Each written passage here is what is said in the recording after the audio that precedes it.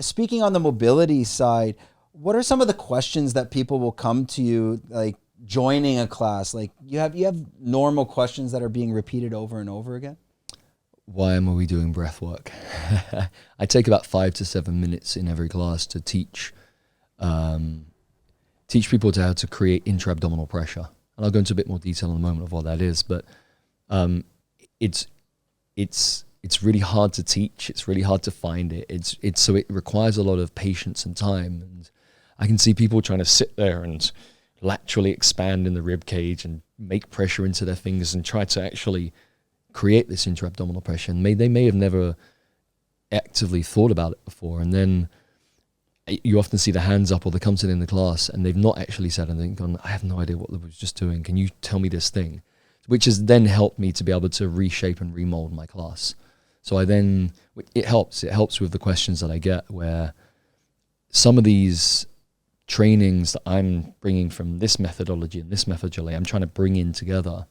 And I'm then trying to figure out how to bring these two whilst creating as much understanding with what I'm trying to deliver.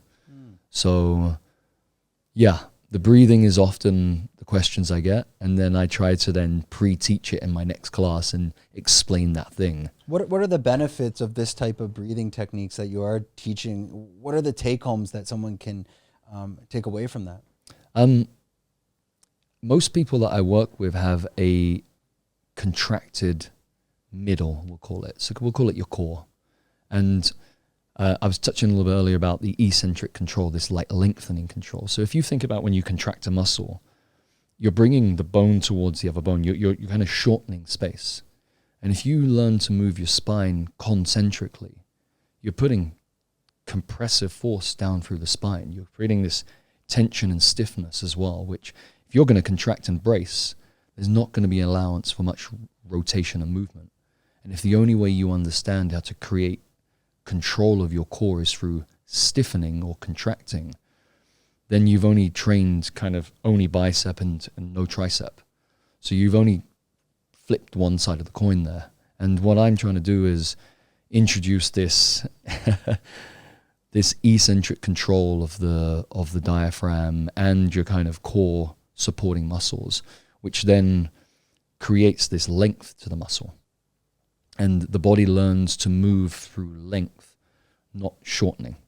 And if that's happening, then you're creating, hopefully, decompression movements, or not actually creating compression, let's say, when you go to rotate or move your spine.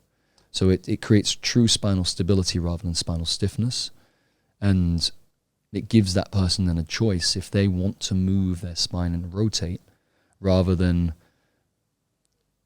when I try and move my leg, if my spine just moves for the sake of moving, then I don't have control of my leg.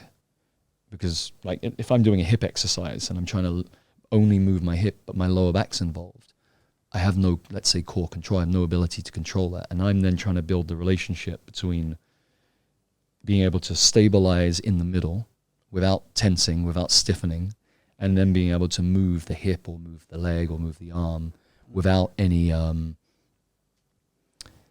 compensation. At which point does this just become part of your subconscious where you're not thinking? Like as you explain that to me, I feel like I would have to be extremely focused on that coordination. Is there a certain point where it just becomes natural?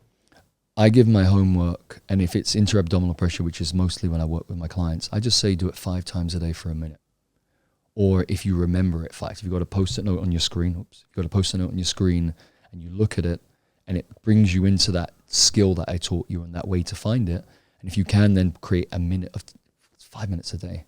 And it's my analogy is kind of like if you're trying to learn, I'm trying to learn Thai at the moment. I'm taking Thai lessons every day and I'm still not learning Thai that well, but I'm definitely picking it up. And I'm going to understand more Thai doing Thai every day than if I only do it once a week. Yep. So it's kind of the frequency and the amount of time that you're then bringing the practice or the experience that you've learned in that 1 hour into then how does it influence your life? How does this exercise that I did, whether it's a chest press, whether that's a squat, whether that's a lunge, how does that influence my life? And if your life is as a fighter or as an athlete, then those exercises need to be very, very specific. But if your life is kind of, I have a desk job, or this is it's not necessarily a very specific type of role, then we should be doing movements that complement where we spend our time. And very often I find that we don't have control of certain things. And then I deal with a lot of people with back injuries, with knee injuries, with hip injuries, with shoulder injuries.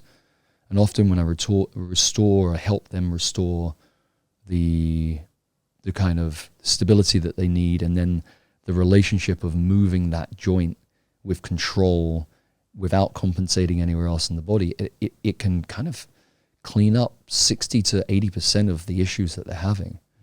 And that's all down to them doing the work.